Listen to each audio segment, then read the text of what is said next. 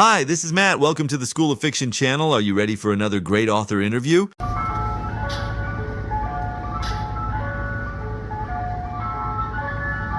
The School of Fiction. Hi, this is Parker Lyons, and this is the School of Fiction channel. Hi, Parker. So glad to have you join. You are one of the first authors I met who I recruited for interview by way of TikTok. So we're going to talk about TikTok marketing today. Okay. But we definitely want to start with the book that can be seen over your left shoulder, and that is Rebel Planet. This came out, what was it, Tuesday, I think? Yep, Tuesday, December 2nd. Tuesday, December 2nd, and it hit bestseller immediately. And that's really great news. And really richly deserved. I have read this book and I enjoyed it a lot. So Thank you. we're gonna talk about that. Let's start with where you're from and where you live and what do you do when you're not writing. Sure. So I live in Indiana. I'm based out of Westfield, which is north of Indianapolis. I've been a native Hoosier all my life. Studied English literature in college and uh, have always had a passion for writing, but really didn't get serious about it until my kids grew up and um, got to be teenagers, and I had a lot more free time on my hands than I used to. And I always wanted to get back into it. I had, a dream of becoming a writer. I actually went after undergraduate school. I went and studied journalism and public relations, and so thought I might get into journalism at some point. And then kind of took a left turn when I was in college studying journalism.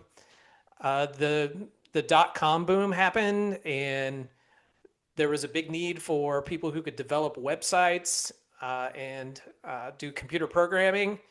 And that was also a passion of mine. I like to mess around with the computer, was kind of a hobbyist. And eventually, Oh, okay, then what was your first computer? We have to ask you that. all right, this will age me. My first computer was a Radio Shack TRS-80. And those came out when I was in elementary school. But I think you are younger than I am, however. But Yeah, I'm 50. So I yeah.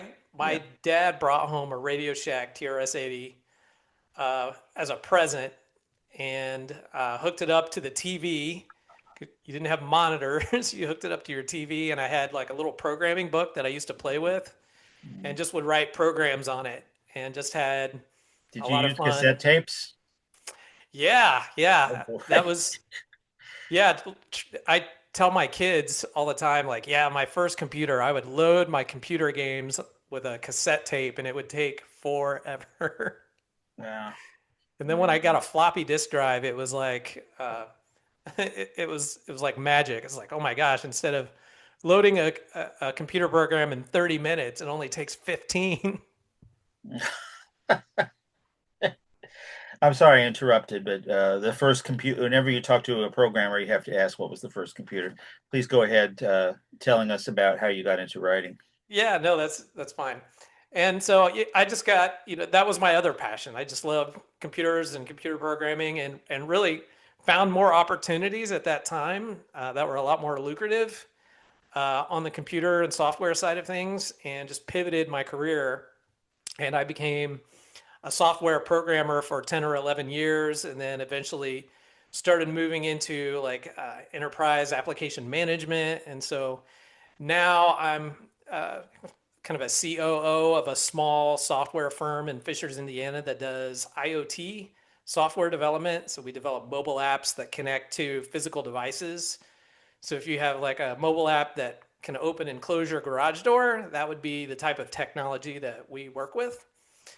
And so I've done that a long time. I love it. But then, I found myself with more time and decided to get back into writing.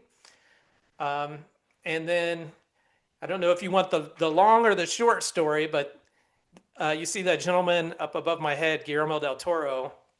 Um, I actually connected with him early in his career because I was a big science fiction fantasy fan. Loved comic books, loved Hellboy in particular. And then when he came out with the movie Hellboy, he was on these message boards online on the Sony Pictures website. And I was hanging out on those message boards as well, talking about Hellboy and stuff like that. Huge movie fan. And we kind of connected online and became friends, myself and a bunch of other big time Hellboy Guillermo del Toro fans. And we created this online community called deltorofilms.com. If you go in the Wayback Machine, you can find it. But it was an unofficial fan site for Guillermo del Toro. And being around him and his creativity just energized me to just want to create my own things as well. He really inspired me. Um, uh, with his work and his passion for creative and just the monsters and things that he creates. I was just completely inspired by him, and he's a super nice man and very encouraging of artists. And at one point, I decided I'm going to try writing again, and I'm going to try to write my own thing. And that was about 6 years ago. I started doing it in a serious way. Met another author that lives in my same hometown, and we kind of mentored and connected with each other. And I think it's good to have like a friend who you're finding inspiration with and writing together, and it's kind of an accountability partner. And so we became really close friends and started writing as well. And yeah, it took me 5 or 6 years, but Rebel Planet dropped December 2nd, and that was kind of the end of that wild journey of mine from software programming to writing and working, Uh, doing a fan site for Guillermo del Toro. and now you're starting on the wild journey of the next book, I'm sure. Yep, already halfway through book two of the Rebel Planet trilogy, and just excited for the reception that I've received for book one. Um, People have been very kind of about the book and have praised it, and I'm very humbling and appreciative of that. And so it just fuels my energy to get going on that second book and continuing what I started. And Rebel Planet is very relevant right now for a number of reasons. We might be sort of on the far end of the YA dystopian phase, but Hmm. nevertheless, it is a young adult dystopian fiction, but set on the galaxy level as opposed to the planetary level, like some of the others. Like when I was writing my review, I compared it to Divergent Hmm. certain ways because you're being told who you are and being told what to do, and your protagonist Jade Asher not she's friends with the AI, but she's not good with it. Hmm. That's Hmm. so, and this is the whole thing right now. That the rise of AI. And I'm sure you're tracking that in your software capacity, even more so than as a fiction writer. The rise of AI is going to cause all sorts of backlash. So, right, the thematic of your book is just perfect for the time. Tell us more about how you came up with that and how you developed the idea. Sure. So the inspiration for Rebel Planet was twofold. One was I'm a huge fan of like nonfiction survival books. Um, I've read John Krakauer's Into Thin Air. That was one of the first kind of nonfiction books about a harrowing survival tale that I absolutely loved. Shackleton's Magnificent Journey is another great one about Edward Shackleton's um, quest to find the North Passage and their ship being stuck in the ice. Uh, all of those things all of those books I absolutely love. And then the other part was just my own personal curiosity and thoughts around where AI is going to take us.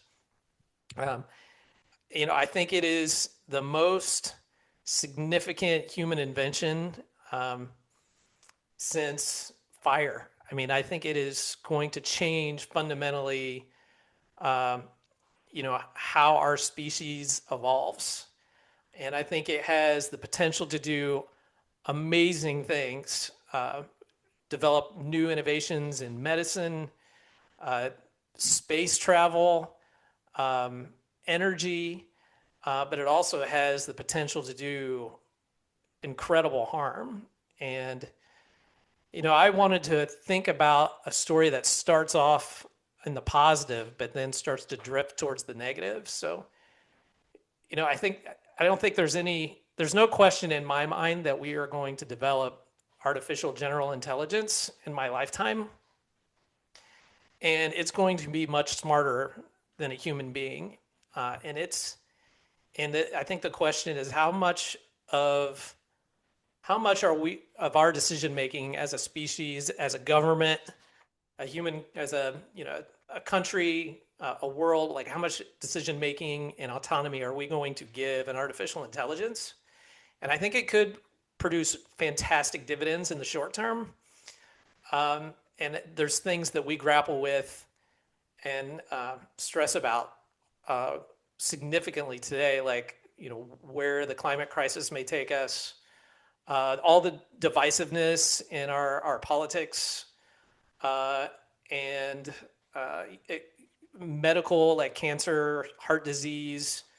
All of these things have the potential to be helped or resolved through artificial intelligence. But once that happens, where can AI take us ultimately? And at what point do we start to lose our humanity the more that we kind of defer our decision making to it? Hang on a second. So, Parker, your perspective on AI is very much appreciated. From my point of view, I'm using it in a variety of different ways. I'm in education, and I'm using it in education. There's a lot of resistance to its use in education, and there's a lot of resistance, especially as we've discussed on this channel before, to the use of AI in the creative arts. So there are people, say in the creative writing business, who absolutely, if you say AI, they get triggered immediately. Mm-hmm. Now, and in the visual arts also. So this is a complicated discussion, and we're going to talk about TikTok in a moment.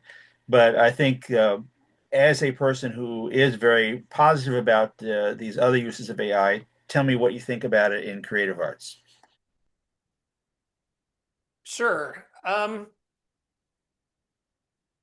So right now, I don't think there's any substitute uh, in in in the creative arts for human creation. Like I, I just I don't think today you could ask an AI to write a story and it's going to be as good as a writer who's serious about their craft. Um, to me, I can spot AI writing pretty easily. I imagine a lot of maybe teachers can too. There's just something about it. It's kind of like if you see like a digital recreation of a person, it's that uncanny valley that you can just automatically detect. Like this does not seem like a real person. There's just something a little bit off about it, and I'm not buying it's real. And I get that kind of response when I'm reading something that I detect as AI.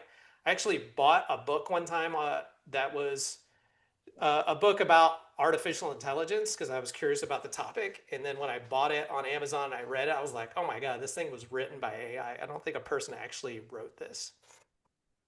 So people who can think they can use AI to write with, I think they're not doing themselves any favors because I think a discerning eye will pick up on it.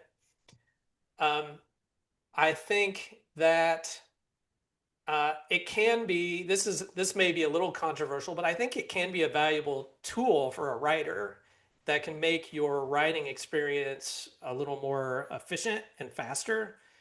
So an example that I might give is like you know, usually if I need a dictionary and a thesaurus like by my side, I'm searching for the right word to use.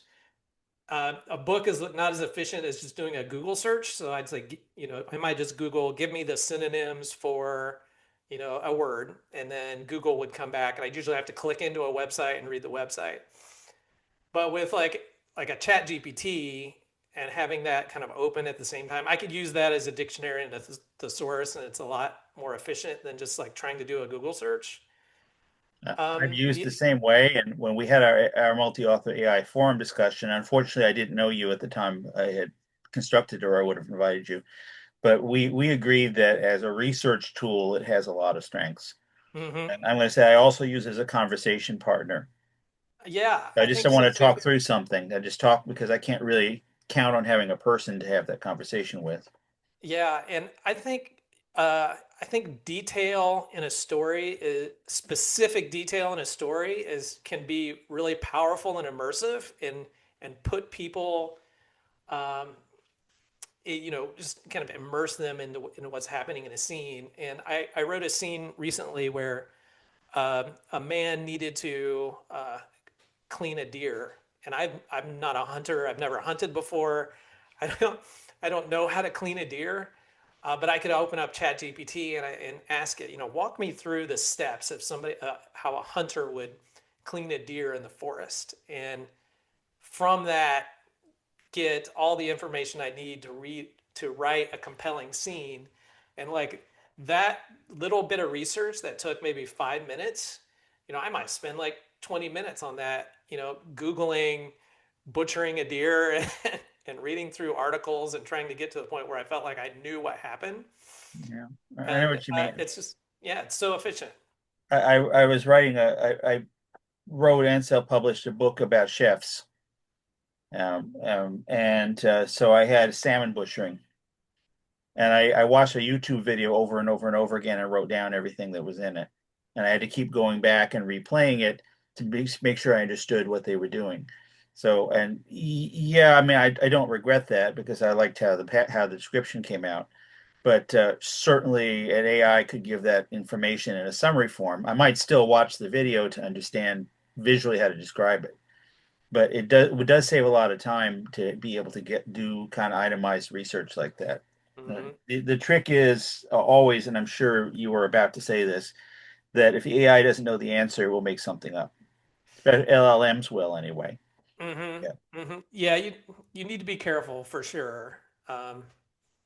But it can get you places faster than you could without it. And it gives me courage to try something that may be particularly daunting. So, for example, I have an idea for a story about um, that takes place during World War II in Germany, and like I would not have the courage to try to write a period piece like that and make it as realistic and accurate as possible without doing a significant amount of research, like asking questions. So I'd go into ChatGPT and ask questions like, what would a typical German soldier wear? What would they be carrying on the front? Like, what type of rifle would they carry? Like all this detailed information that I think makes a text really rich is just is easily attainable and gives me some confidence that like, okay, maybe I can write this, even though I don't know a ton about World War II and like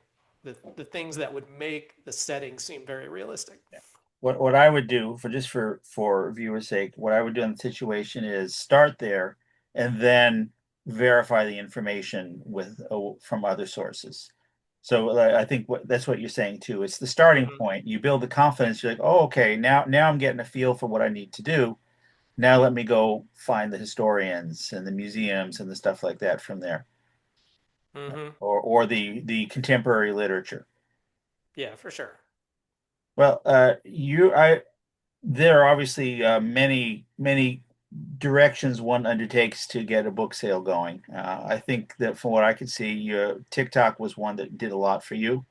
That's why I invited you to present about TikTok marketing. So let's start off. I have a number of things for you. Here is Rebel Planet, Jade Asher Trilogy Book One. So we can have a look at this.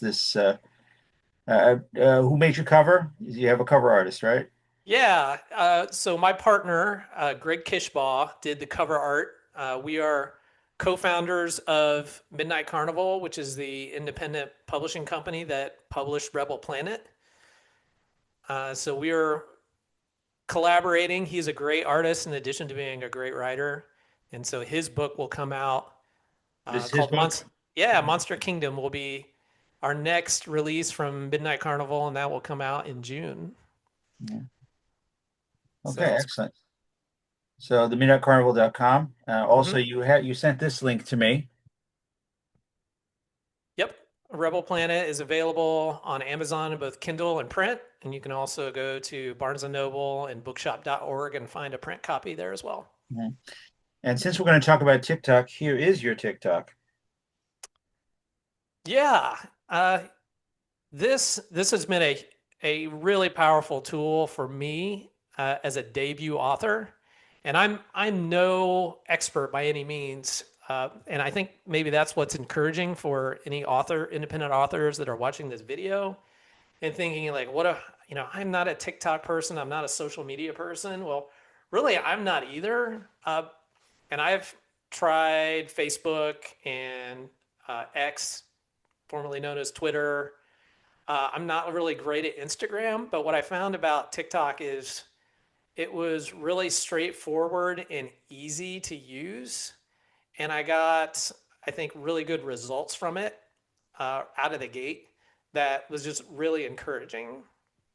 I think the TikTok platform is built around selling products. I mean, I think the the influencers and the platform itself are built around people being able to sell products, whether it's products that are on the TikTok platform or your own personal products. And there's just a really large following called Book Talk of avid readers who are open to independent authors, and it's just formed a great community that's accessible to even a social media novice such as myself to get connected, get engaged, and give your books attention at scale. Mhm. So if somebody is about to wants to start marketing a book on TikTok now, what's the starting point, and then how do you develop that campaign? Where do you start? Sure, Where do you go from there? sure. You need to start months and months in advance of your book release is the most important thing because it's going to take a while for you to generate enough followers that it's going to be worth your time and you're going to see benefit from it. So, starting 5 or 6 months before your book release at a minimum would be what I would advise. And as you're, I'd say just to start, just like follow book talkers. You can use the hashtags, do searching, and start to get a feel for what type of content people are posting. You're going to find a lot of book talkers, or those are people who are posting about books and reading and what they like to read. And then there's a lot of indie authors out there as well. And it's good to connect with both. But really, you want to figure out how you can hone in on your target market for your book. So, in particular, for me, young adult, science fiction, fantasy. I might search a lot for the books that I think are comparable to mine. So, I did some searching around Dune, Red Rising, Hunger Games, those sorts of books, Scythe, and just kind of seeing who's posting about those particular books and start to following them and just get a sense for what other TikTokers are doing and just frame up in my mind how I want my TikTok content to look and feel. And then second of all, start to acquire um, followers. So follow people that you find are interesting, who are interested in the same things you are, who may be interested in your book once you start posting about it.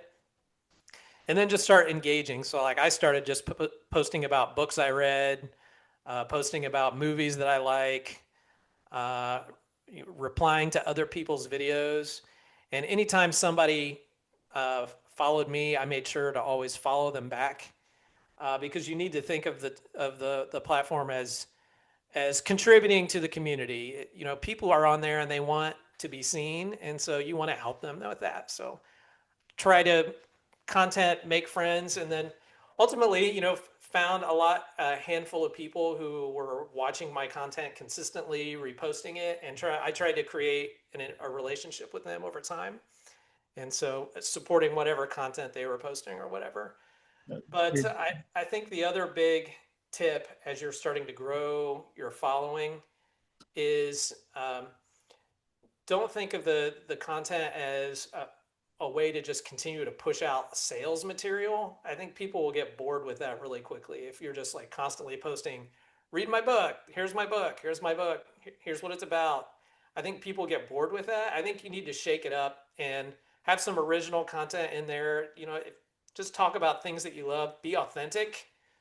Um, and I think people really respond to authenticity if they see who you get a sense of who you really are, what you're passionate about, what you like to talk about. I think people will gravitate towards that. But I think just a constant kind of salesy attitude may not be as welcome. I think people just want to feel like you are contributing to the community. You're supporting others as well as letting people know what you're all about too. I remember back in the days of the book trailers on YouTube, that I was making book trailers about my books, and then I heard the advice that talking head videos work better because people would rather know the author than the book. Mm-hmm. Um, I think that's uh, true. so you would say that's still true. I mean, it does seem consistent with what happens on YouTube, although we have the excuse me on YouTube. Uh, it does seem consistent with what happens on TikTok, although we do have the amazing case of Audra Winter, which I'm sure you're familiar with, Mm-hmm. Yes. who built a massive following through her charisma, and through the assistance of various friends she had who produced the visual aspects. And then when her book came out, everyone shat on it. Mm-hmm. So Yeah. this is a case where TikTok marketing becomes a cautionary tale. So, I mean, what do you think about that overall? Yeah.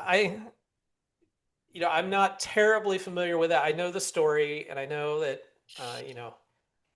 just from reading some articles about it, but, at the end of the day, if you're, serious about selling your book, it's the difference between selling, 3 or 4 or 5 books and selling like, I don't know, 10,000 books. If you got that many followers and you can sell that many, you can't skip to the end. Um, you at the end of the day, you're going to be responsible for the product that you put out there for people to buy, and you can't skip the steps that need to happen in order to ensure a good product. So that means spending time honing your craft. Are you writing every day? Are you reading? Are you doing all the things that you need to do to make yourself better? Um, and then are you putting a team together around you that are going to help make your product better? You need an editor, you need beta readers, and you need people who aren't afraid to tell you like this isn't very good or this doesn't work, uh, because you need to hear tough feedback sometimes. Um, Typically, authors are the most self-critical of their work, um, but I'll you mention can't. because of that I just had, and it is still available for viewing, a extended author forum with an expert on the topic, talk about imposter syndrome, which is something that authors really suffer from. Like, I'm not really Oh, for good sure. enough. I'm getting exposed. And I feel bad for Audrey Winter that she turned out to actually be an imposter, but let's hope that that doesn't stay the case forever because she's a marketing genius, and I wish her well. Yeah, yeah, for sure. I think. I mean, I don't know like what steps she had taken if she had actually hired an editor, I but don't think ultimately so. needed somebody to tell her that this is not ready for prime time. If you try to sell this to thousands of people, there's going to be a disappointment, and you need to make sure that the product's ready for prime time. It's no different than in the software industry. If you try to release bad software that's buggy or isn't going to work or it causes your system to crash, like people are going to be mad. Um, and And so, yet that does happen. yet it does happen for sure. And it's easy to get. I can see, especially for someone who's young. I don't know how old she is, but somebody who's young, who hasn't had a lot of experience with product releases and how that can create a PR nightmare if it's not done correctly. Um, Yeah. I think That's maybe what that's, happened. Yeah, m- exactly. yeah, maybe just not even an editor, but a business mentor. Like, I don't think you can overlook that you have to look at this in terms of a business if you want to be successful. And, reaching out to somebody who's walked the walk before, um, who's uh, an established author who's published both traditionally or as an indie author, learn from the mistakes that other people have made. And there are so many people out there who are willing to share their knowledge and happy to say, "Hey, I tried this and it was a disaster. I don't want you to do this. So here's what I learned." And I think just finding those people that are willing to help is going to save you a lot of grief. And yeah, that scenario just seems like the perfect storm of how it could not go any worse. Um, I want so to ask you about book talk, a specific question, because I'm expecting to try to make connections there eventually, right? We in the writing business, we've talked about all sorts of people who might be called gatekeepers, like people who are in the position of deciding what they want to support and what is worthy and what is not. mm, Is that an attitude that one might encounter in book talk? Or people thinking of themselves as I'm a very important influencer and not everybody can have my attention? Did you mm, run into that at all? that's interesting. Usually if I saw a book talker who has over 20,000 followers or you see some that are huge, like 70,000 followers. Uh, I don't even really try to reach out. Um, that seems like you're screaming into a void. Like those people have so much attention and so many people trying to message them and develop a partnership of some sort that it seemed daunting to try that. I would rather find those people who have 1,000 to 5,000 followers who just like seem like they just genuinely want to engage and create um, a network and a partnership for creating content. And I think 10 of those equals 60,000. So I don't usually try to target or go after like these book talkers. I've just tried to focus on who are the people looking at my content, who are the people I've found that are around the same stature I am in TikTok followers, and figure out and reach out, create partnerships, figure out how we can help each other. And like I've had a couple book talkers who found me, uh, left very nice messages on some of my content, and I just asked them, "Hey, would you like a copy of my book?" And I just sent it to them, and they've posted numerous videos because they need content, and I sent them a free book, and I need eyeballs, and we help each other out. And one of those accounts is called Early Bird Books, and she's been wonderful in just being a positive voice for my book and my experience and journey. And I'm just so appreciative of that. And I I value that connection. I'm going to try to find that one. Okay. Uh, is that it with the little bluebird on it, or is it this Um, lady? I don't think so. If you go back to oh no, there she is, Aunt TC, Okay. 6,000 followers. Yeah, she's great. Oh, wow. Uh, Lovely. Okay, so this is an example of a person who is about the same level that you would network with. Yeah, and you can see there's a picture of me in the second row where she Oh, just yeah, here you are. Right. Rebel Planet reposted it. releases December 2nd. Yeah, It's wonderful. yeah, she's such a nice person and just genuinely wants to help independent authors and see them succeed. And like that's the people I like to align myself with. It's not about the money or the attention. It's just about the love of books. And like she's just invested in helping people be successful. And I appreciate that so much. Mhm. Uh, so I'm gonna ask you one more question. Then I'll thank you for joining, and then we'll talk a little bit after.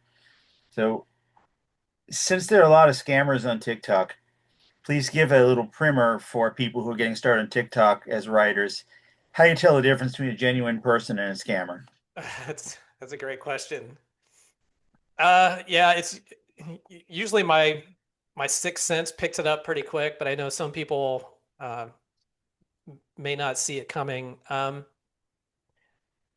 I think usually the thing that I pick up on immediately is like I get a message that just says, "Hey, how are you?" or something like that, and No, it no, just does not seem Hi, authentic. HY. Yeah, Yeah, it just yeah. doesn't seem authentic. Like when people DM me, I can usually tell if they're actually interested in what I'm posting. Like they make some sort of comment like, "I saw your video. That was really funny. You know, I'd love to thank you for following me," and like not necessarily wanting anything in return. Um, but usually, if I'm just getting a "Hey, how are you?" or I don't follow a ton of people who are cover designers or they make book trailers. Usually, those people who are messaging me directly want something, like they're looking for business, and that's kind of a turnoff for me. And I don't know if they're scammers or not, but I get turned off by people who are looking to sell me something, or it's very obvious that the only reason they're reaching out is because they want my business or they want to scam me in some way. The other one is I can uh, sometimes people create fake accounts of famous authors or Mhm. Yeah, and I was message talk you I was like, talking to one of those for a while. yeah. And usually if I spot like, oh, this person seems like a and sometimes I've never even heard of them, but I can tell like, oh, this is like a real author. I'll Google the author, find their actual website, and see if they have an actual TikTok or Instagram account, and go to it. I'm like, okay, this is a fake Instagram account that's messaging me because this is the actual Instagram account of this author, and I can usually figure it out right away. Like, oh, if it's fake because they don't have enough followers, and their official account is on their website. Yeah. I'm going to tell you two stories about this. They're two different ones. In both cases, I wrote to either publisher or the agency to inform them. And, well, I don't think this is a genuine person, just letting you know. And you know what they did? Mm-mm. They ignored me. Agents don't care, man. Yeah, That's yeah, it's amazing. so we just so this in general. I think it would probably good policy never to hire someone who writes to you offering business. Because people who are good generally have all the business they want or too much. So if I want to Right. hire somebody, I'm going to go looking for the person. If you're soliciting me, I'm pretty sure you don't have the services I want at the quality that I want. You're probably Yeah, going to use an LLM to do it for you. yeah. To be honest. Especially those famous publishers, famous authors. Like if it's too good to be true, it probably is. Like, why would Stephen King be messaging me and telling me how much he loves my work? Well, yeah. Uh, Well, Parker, Rebel Planet, a big success off the bat. This has a lot to do with the quality, a lot to do with the timeliness, and a lot to do with your skills with TikTok and with networking in general. Networking has been a theme on the School of Fiction channel. Lots of people have talked about that, and that is what we are doing today, and what I hope we will continue to do. So, Parker, I want to thank you for this time. I think we're going to actually have another session coming up later today, where we can continue to talk about these things and to talk about editing as well. So again, thank you very much for this. It's a pleasure, and let us keep in touch. I want definitely to talk to you again when your next book is coming out, Thank which you. It's been my I can't wait pleasure. to read that one too.